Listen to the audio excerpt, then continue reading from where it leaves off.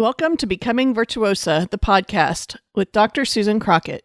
You are listening to episode number 14, Sustainability in Difficult Times, bonus podcast number 2, Emerging with Determined Fierceness. This episode is dedicated to my OPA. Welcome to Becoming Virtuosa, where women learn to love their lives. Do you find yourself frustrated by society's expectations? Looking for practical advice on how to discover your talents and level up your life? You found the right place.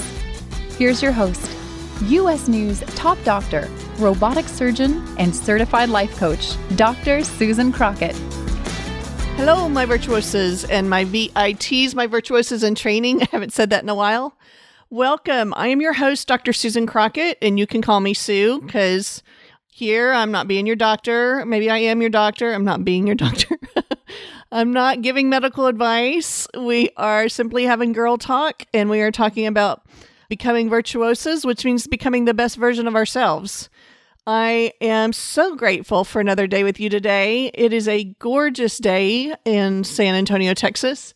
The birds are singing. We are emerging out of quarantine, slowly but surely. This coronavirus thing is turning its ugly head. I am actually going back to full-time surgery starting tomorrow. Yay! I'm so excited. And the ORs in their reboot plan have us opening up an extra day on Saturdays. So we are going to be taking care of all of you guys who need additional surgery. For those of you who aren't my patients, just know that this is a sign of reemergence. This is the reboot.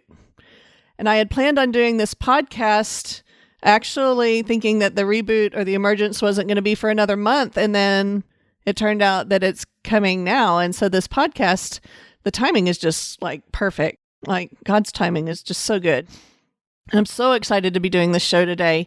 We are going to be talking about emerging with determined fierceness. And this is a bonus podcast. I had done a series on sustainability through difficult times through last month. And then I've added on these two bonus podcasts. One last week on gratitude, which if you've missed it, if you haven't listened to it, go back to Apple, iTunes and take a listen to that.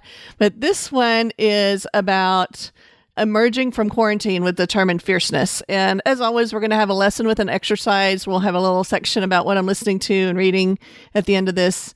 This is going to be kind of an intense session, I think, today, but hopefully you'll find it very encouraging. We're going to end up on a high note and give you some ideas about how we emerge after we've practiced all the sustainability. All right, so let's get going. So as I was planning for this podcast, I came across this quote this week. It's from Eleanor Roosevelt. A woman is like a tea bag. You can't tell how strong she is until you put her in hot water. Isn't that just perfect, y'all? Isn't that just perfect for what we as women have been through? What we as a society have been through with this quarantine? We've been in hot water. We've been having to sustain through difficult times. We've been learning lots of lessons about that. So where does this topic fit in with the other lessons about sustainability during difficult times? Well, just to review, the first lesson was in resilience, which is getting up when you get knocked down. The second was in tenacity, which is the ability to hang on. Diligence is the ability to keep going or practicing. Legacy was the fourth part of it, and that's what you get as the product after you've been sustaining. Gratitude is the attitude of being thankful for the result and the content that you've created during the sustaining. And now we have the last part, which is fierceness, especially a specific type of fierceness called determined fierceness is what I'm calling it. Not fierce determination, but determined fierceness. This is the how of how we emerge from the cocoon that we have sustained through. So at this current time, we are emerging from the quarantine, which has been our cocoon. Just like a butterfly emerges from a quarantine of being in a cocoon, maybe thought of similarly in spiritual terms as how we emerge from under the water when we're baptized. How are we going to go about doing that? So how now shall we be? That is the question.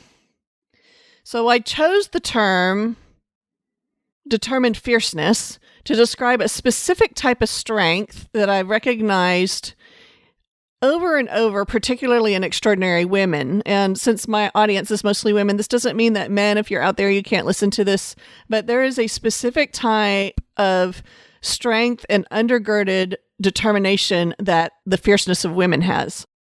So the definition of fierce, it's got a couple different pieces of it. So fierce is an adjective.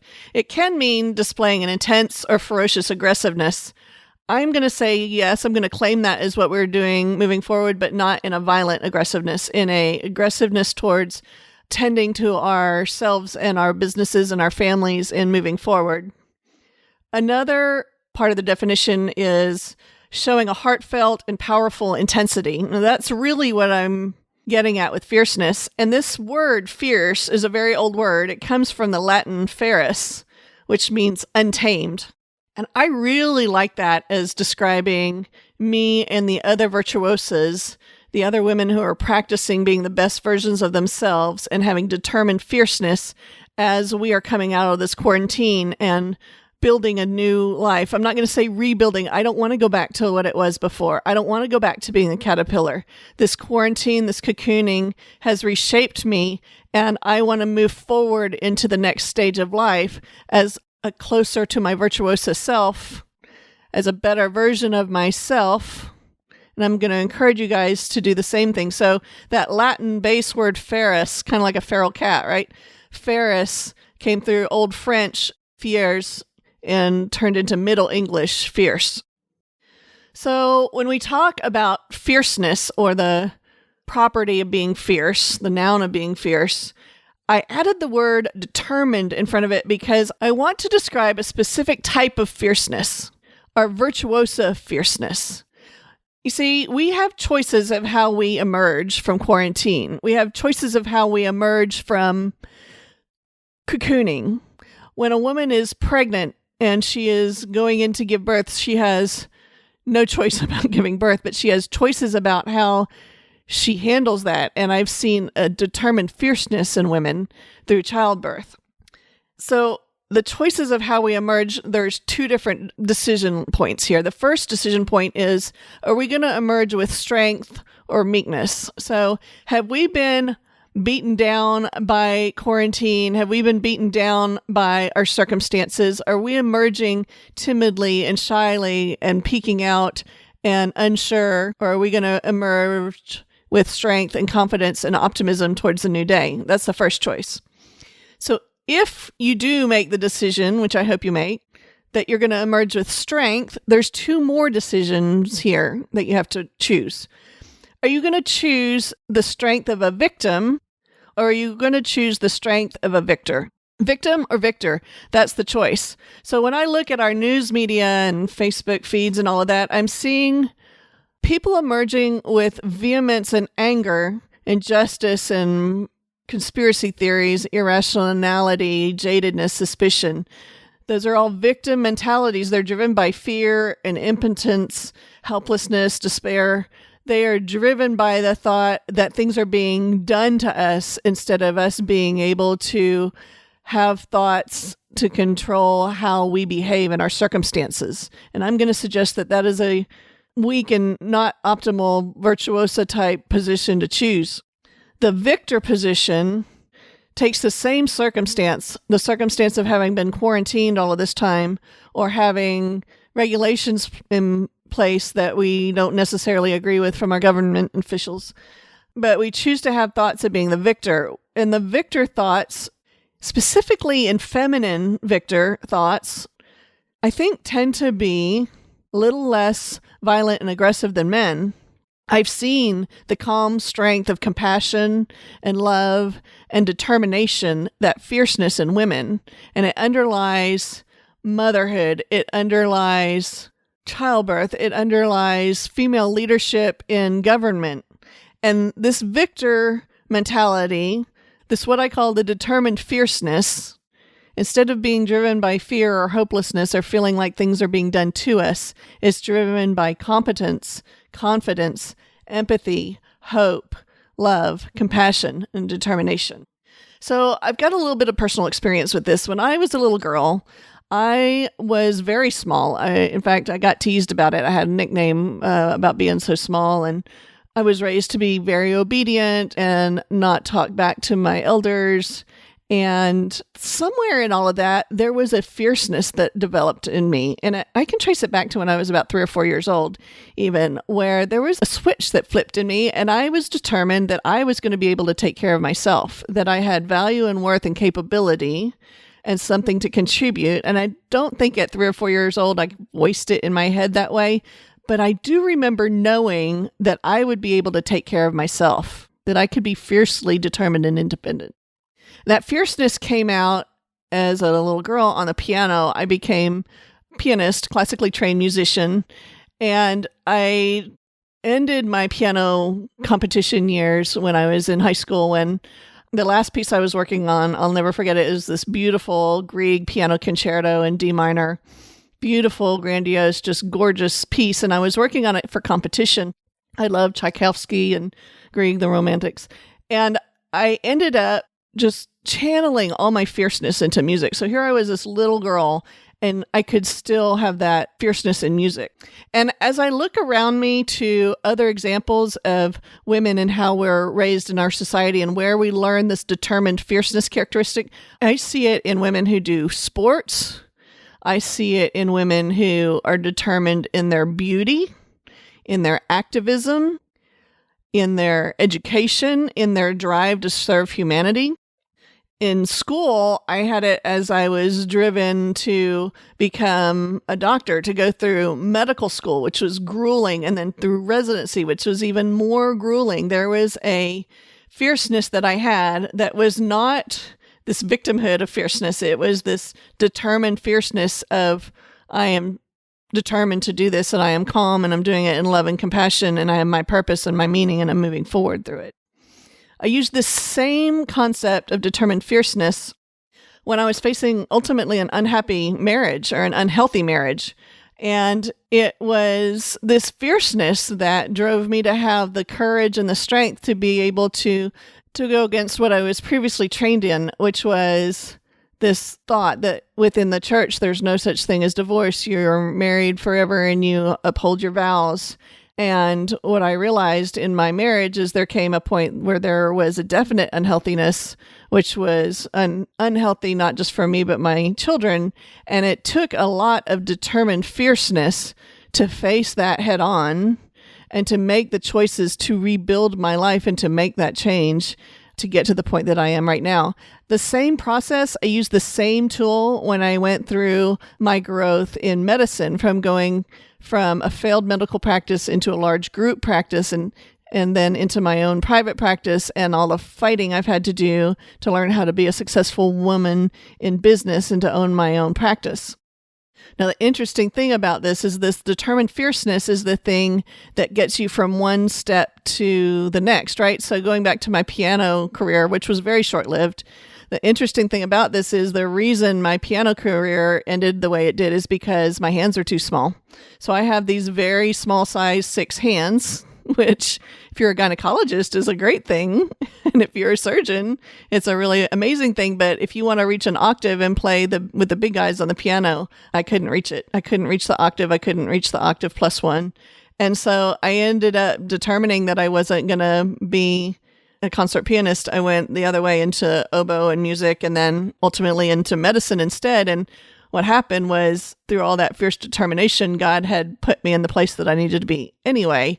And I've seen that over and over in my life. But the point was I had to take the steps to get to where I was going to be. It wasn't just going to get laid out for me. I had to take the steps of sustainability to get there. I had to be diligent. I had to practice. I had to determine what legacy was going to be. I had to have gratitude, and I had to practice this fierceness, this determined fierceness.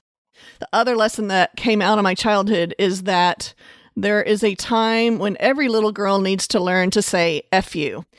This is a lesson that I was not taught growing up. This was a lesson that I have had to learn way later in life. I was taught that little girls didn't say that or feel that way. And you don't have to use the curse word. That's, I don't mean to offend anybody. But the point is, every little girl needs to know when to draw the line, when something is violating her, when things are aggressive and not right against her. She needs to be able to stand up to the coronavirus and say F you. She needs to be able to stand up to an abusive person or an abusive situation or one in which she's unhappy in and get some gumption and grow some, like my friend Jody Jealous likes to say, she says, grow some lady balls and get that F you attitude in her. It's part of what gives us our determined sustainability.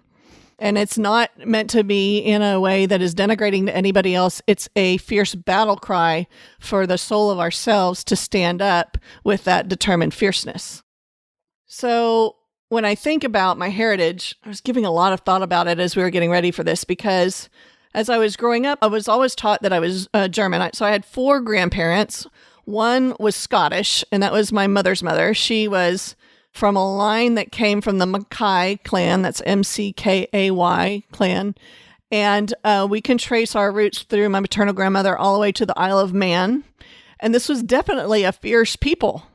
These people did not live through what they lived through without that determined fierceness, even the women. My other 3 grandparents were immigrants from Germany. And so I was taught that I was 3/4 German, 1/4 Scottish. And the German mix came from the northern part of Germany called Schleswig, which is actually on the Danish border and goes back and forth, sometimes ruled by Denmark, sometimes ruled by Germany over history. Also, the German-Austrian border, and then Prussia, which really doesn't exist on our European map right now, but was just East Germany, and east of Germany included that region called Prussia for a while. So that's where I knew that my roots came from, and it was an odd thing growing up because my grandparents immigrated before the World Wars. But it was kind of not such a great thing to be German because the Germans were on the wrong side of fierceness, right? And then when I started looking into our heritage about 2 years ago, I gave my parents a DNA kit from Ancestry.com for Christmas. And we ran their ancestry, and on both sides of my family, it came out very strong, going all the way back up to Vikings, like Norway, Sweden, with a little bit of Irish thrown in, which I think is hilarious because my Scottish grandmother would be turning over in her grave if she knew that there was Irish in that line. So funny. But finding out that I was hugely Viking was this big, mental shift for me. It was a paradigm shift because I had attached myself to Germans, and, my Danish German heritage was of fishermen, which is a gentle type of fierceness. My Austrian German background was in my grandmother's great-grandmothers were seamstresses. And that doesn't seem like it's a very fierce type of woman until you have to make 1,000 masks by sewing machine for coronavirus helpers, right? Healthcare workers. There's a different kind of fierceness, right? So anyway, I'm going back through all of this and I'm thinking about that DNA, those DNAs that are passed down through me. And I'm wondering what part of that DNA is in me that I'm utilizing to get through this current situation? Where is my determined fierceness from my ancestors coming from? And what I realized is we all have fierceness in our ancestry. It does not matter where you come from, what part of the world. Nobody lived through the early centuries without determined fierceness. Nobody propagated the species. Nobody gave childbirth. Nobody raised their crops, defended their lands. Nobody did without that fierceness. So whoever you are, and wherever in this world you live, you come from a genetic line of determined fierceness. Now, how do you tap into that? Well, recently I've been watching 2 shows. The first one is called The Viking Warrior Women, and it was published on National Geographic. I think it's the UK version, but I found it on Disney Plus during the quarantine.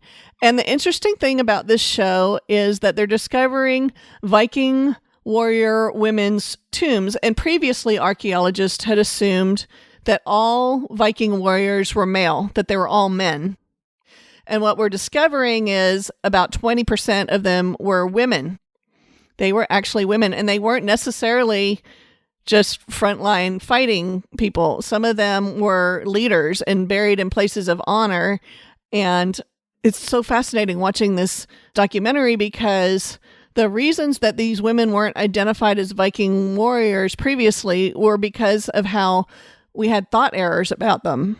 So even though some of these tombs had been discovered where women were buried with weapons, the archaeologists thought, because of the wisdom of the day, that there's no way they could be women because it didn't fit together in their mind. Or they thought, oh, the man must have been there and removed or something. I don't know, ascended into heaven or something.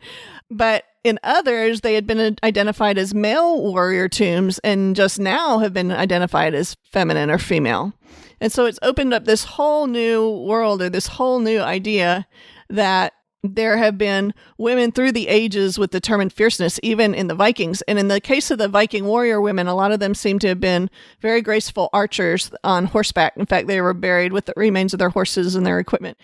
So there's a determined fierceness of being an archer, which is different than being the violent fierceness of the front line with the sword. So if you get a chance to watch that documentary, I think it's very fascinating. It's further validation that women are not all created to be the same way. We're not all created to be the model beauty. We are not all created to be the housewife. We aren't all created to be mothers.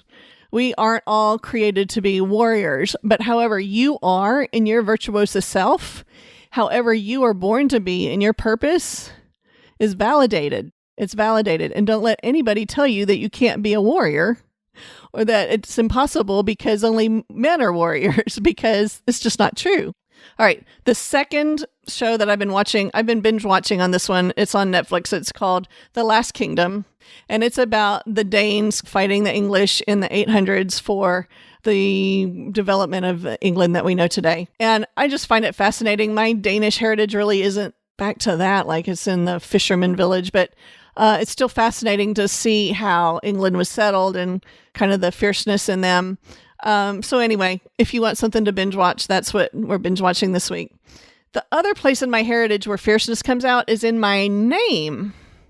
So not so much in my maiden name. That is not a very fierce name, but in my married name, to my first marriage, I was married to a Crockett, who is a descendant of Davy Crockett, king of the wild frontier, died at the Alamo, coonskin cap and rifle, settled half of North America. I'm just kidding. But anyway, very important, fierce person in the history of the development of the early United States. And my kids are all descendants of Davy Crockett's grandfather. So an interesting thing happened. I became Crockett right before I graduated from medical school. So I've always been Dr. Crockett. And I had that name for 21 years and, built up my reputation, my branding. Everything I published was as Dr. Crockett, Dr. Susan Crockett. And when we went through our divorce, even though there were a lot of things that I wanted to separate and let go of, the one thing that I didn't was my name. I had already identified with it, and I wasn't willing to change that. And so you guys who know me as Dr. Susan Crockett, that's my prior married name, my doctor name. And then as I got remarried, again, a couple of years later, I have another last name, which shows up on my Facebook page. It's Mason. But the name that I identify with for my fierceness is Crockett. In fact, I was sitting in a meeting with some executives for one of the companies that I work with last year, and we were talking about how medical practices were being bought up, and the private medical practice doesn't really exist very often anymore, and how would I continue to do it? And I better watch out because they were going to come and gobble me up. And my statement was, I looked them straight in the eye and I said, "I'm Dr. Crockett, come and take it." They got a big kick out of that because here I am, this little woman, telling them that, with all this determined fierceness, and they laughed. They thought it was great. But I really have embodied that. So that phrase, "come and take it," is a phrase that comes from our Texas heritage, from the Alamo, when there was a cannon that Davy Crockett is famous for, telling the enemy that if he wanted it, he would have to come and take it. And that's how I feel about me and my things that I am responsible for and taking care of. So in our prior lesson on legacy, the podcast number 12, we introduced the concept of the butterfly effect, this butterfly chaos theory. There was this story prior that we talked about with the butterfly and transformation, where the butterfly goes into the cocoon in this little wormy self, and it comes out after having its DNA all souped up and mashed up, and it gets reorganized and becomes this great butterfly. I think this quarantine has been similar. This quarantine has been a time of us kind of getting disassembled and reassembled the DNA of our fabric of our society, of our families. It's been a cocooning of sorts. And as I thought about the music for this whole podcast, there was just one really obvious song, and it's Butterflies and Hurricanes by Muse. And I've loved it for a really long time. It's a mixture of really heavy classical piano music, like back to that Grieg. I mean, it's almost Grieg-esque or Tchaikovsky in its heavy romanticism and fierceness in the classical piano piece that's in it, mixed with this heavy bass drums song. And then as I was researching this song, I came across an interview that it is at a website called plankmachine.com. That's PLANCK machine.com. And it was an interview published with the band, and they talked about that this song came from the idea of the chaos of the butterfly effect that we had talked about, where a butterfly could flap its wings in Mexico and cause a hurricane in China. We talked about this in the Legacy podcast. Or perhaps it could flap its wings in China and cause a pandemic around the whole world. That this coronavirus pandemic started with one little mutation, wherever you believe that happened, in a bat or a lab or meat market, whatever. But it started with one viral mutation, and it's created this hurricane of pandemic across the whole world and back to the United States. The band had these things to say about the song. One was that the song is about hope, about trying to find the strength to get through any given situation. And the lyrics really speak that. So if you're looking for a battle song, a song of strength and encouragement, this may be it. The lyrics go, "Change everything you are and everything you were. Your number has been called. The fights and battles have begun. Revenge will surely come. Your hard times are ahead." So it's not that we have to produce revenge, but it will happen. And this is not going to be easy going forward with this determined fierceness. But that's why we go forward with the determined fierceness, is because it's not going to be easy. It is a battle. But there is a single little thing that you can change, and that is you can change yourself. And it starts by changing your thoughts. And it can start a change of events that ends in changing the world and saves it. This is everything that we are talking about in becoming virtuosa and becoming the best versions of ourselves. The lyrics go on further. You've got to be the best. You've got to change the world and use this chance to be heard. Your time is now. So the singer of Muse says that this is one of his favorite songs because it's accepting that things are all over and we're still going to go for it. So there are not very many songs that have this raw energy and strength to help you get through jadedness that combine it with the determined fierceness that we talk about in A Butterfly. Every action causes a reaction, and that reaction causes another. Each and every one of us can change. One little change can have so many unexpected repercussions, and that can make all the difference.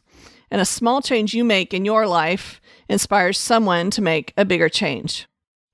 So this is exactly what we're talking about in becoming our virtuosa selves, the best versions of ourselves.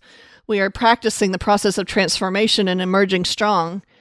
Spiritually, this is similar to what happens when we go through baptism. As a butterfly goes through rearrangement in the cocoon and comes out regal and purposed and capable of starting a hurricane with just a flap of the wings. And in us, we can become the best versions of ourselves as we emerge from the cocoon of quarantine. We can become our virtuosa selves. So remember, the first choice is whether we are going to emerge with strength or meekness. A butterfly is not necessarily meek. If you've ever watched it come out, they come out and unfurl their wings with ferocity and take off into the wind with courage. The second choice is if we emerge with strength, is that the strength of a victim or a victor? Let us use this emergence, this quarantine, the cocooning, as an intentional reset to emerge with the victor mindset with determined fierceness. But ultimately, the choice is up to you. How do you choose to emerge? So that's all I have to chat with you about this week. I have an exercise for you. I want you to decide what emerging from quarantine with determined fierceness looks like to you in your life. And then for your exercise this week, I want you to pick a battle cry or a scripture or a song that encourages you in that determined fierceness. And I want you to write it on a sticky note or lots of sticky notes. And I want you to place them around your house to remind you. I want you to put them on your mirror, put one on your dashboard, put one on your refrigerator, put them all over so you have that reminder in your face of the thoughts that you are choosing to emerge from this quarantine with determined fierceness and that of the victor. In terms of the transformation tool, which is what we taught in the first 8 episodes, or the CTFAR model, which is what we use in coaching, this process that we're teaching you here today, utilizing the emergence from quarantine, is that of creating or choosing the intentional result. And in other words, choose the ending result that you desire and then the thoughts that will get you there. So that's kind of the psychiatric babble background of what we're doing here. So what I've shown you today is the 6th tool in sustainability, determined fierceness. This is something that doesn't just have to be applied here in the emergence from the quarantine, but is something that is a tool that I hope you can use again and again in your life, just like I have, to build your own virtuoso self and your own best, most abundant life. Okay, so I've got a very special what I'm listening to and reading this week.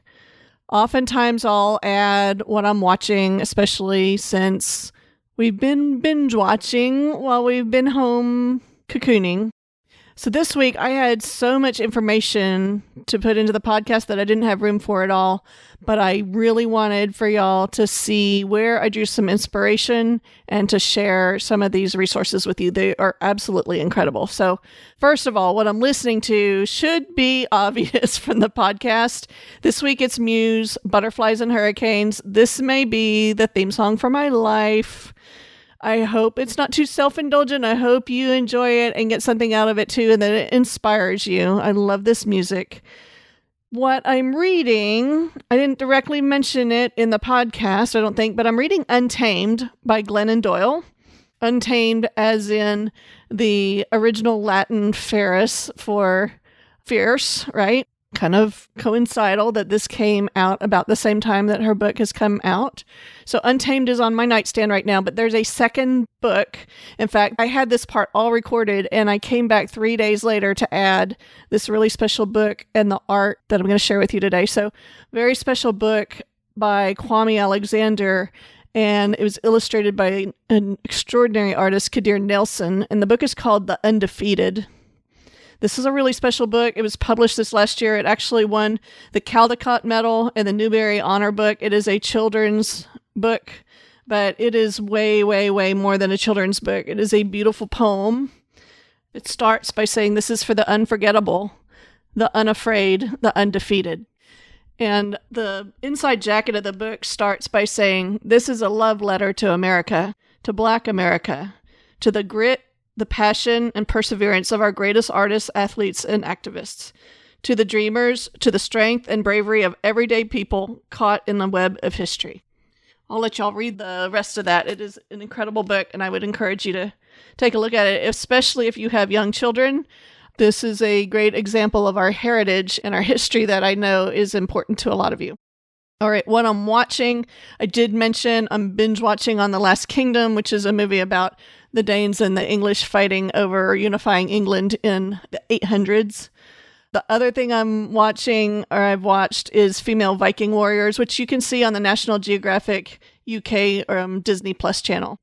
So there's another very important section that I'm going to add today, which is art. And there are 2 really important pieces of art that spoke to me as I was preparing for this talk and thinking about what I was looking at and listening to and what I wanted to share with you. And these 2 pieces are the other reason I came back into the studio to record and put my producer in a time crunch for getting this done. But thank you. Thank you for getting it added in for me. It's important. Okay. The first one is actually a cartoon illustrator. His name is MJ Hiblin. You can find him at MJ Hiblin Art on Instagram. We'll put that link in the show notes before. The artwork is called Hero, and it's a depiction of the coronavirus as this big, huge, angry monster, and this medical woman in scrubs and hat and mask just giving him the finger. And I just love this piece. I went and looked at this artist's Instagram page. I was unfamiliar with him. He's actually from England. He does quite fierce artwork for cartooning, usually, so be forewarned about that. But the work that he's done on just honoring those who are fighting the coronavirus is amazing. And this isn't the only piece that he's done. If you go to his Instagram, you can see, 6 or 8 different pieces of beautiful cartoon artwork that he's done, and which is very inspiring for those of us fighting the virus. So go check out MJ Hibbeln Art on Instagram. And then the other link that I really wanted you to see is a picture that was just completed by Kadir Nelson, the artist from the Undefeated children's book that I mentioned earlier. The piece of artwork is called After the Storm, and it's his response to the coronavirus epidemic. It's about emergence, and it's about interracial unity, and it is breathtaking. And you can see this. I'll also post links for this. I first saw this on CBS Sunday Morning last week. I'll put the link to the show. You can actually watch the piece that they did on it. And then I'll put the link to his webpage. You can buy a copy of the lithograph. It's on sale there. And I hope you enjoy. I hope they inspire you as much as they inspired me. Next week, we are going to begin coach interviews. So this ends the 2 series of podcasts that I did for starting the podcast. The first series was on Becoming Virtuosa, the transformation tool, and the second series has been about sustainability through difficult times. Next week, we are going to start doing a different format. We're still going to end up with our favorite, what we're listening to and watching, but I'm going to change the format of the show to interview the coaches that work with me at Virtuosa Coaching. And the first one up is going to be really awesome. I hope you'll join me. Her name is Dr. Noelle Nelson. She's an internist. We're going to be talking together about doctors and coaching and why this makes sense, like why we as doctors have gone wholeheartedly in with this coaching and helping ourselves and helping our patients. So I'm really excited about that. I hope you'll join me. Until then, let's choose to emerge stronger together. #EmergeStrong. Okay, the other thing I wanted to tell you all about just real quick is something I'm super excited about. It is a brand new website for frontline healthcare workers. It is called Heal the Healers at COVID-19. Heal the Healers at COVID-19. This is a free online website for mental health. Our coaches and a bunch of other amazing certified life coaches have decided to collaborate and come together to provide volunteer services, to do online coaching, to provide mental health services for our frontline healthcare workers. So you have to be a healthcare worker to be able to get into the site and attend it, but we will have group coaching. And if you know anybody that is on the front lines and just needs some support and some help, this is a great way for them to get it. They can log on from the comfort of their house with privacy. They can watch the videos anytime they want. They'll be archived. Super excited about it. The website is called Heal the Healers of COVID-19. The URL, which I'll also put in the show link, is healthealerscv19.com. That's healthealerscv19.com. See you there. Okay, my virtuosos, have a wonderful week. Love always, Sue. I will see you next week in episode 15. Thanks for listening to this episode of Becoming Virtuosa. If you want to find out more, come check out virtuosacoaching.com. That's virtuosa with an A, coaching.com. See you next week.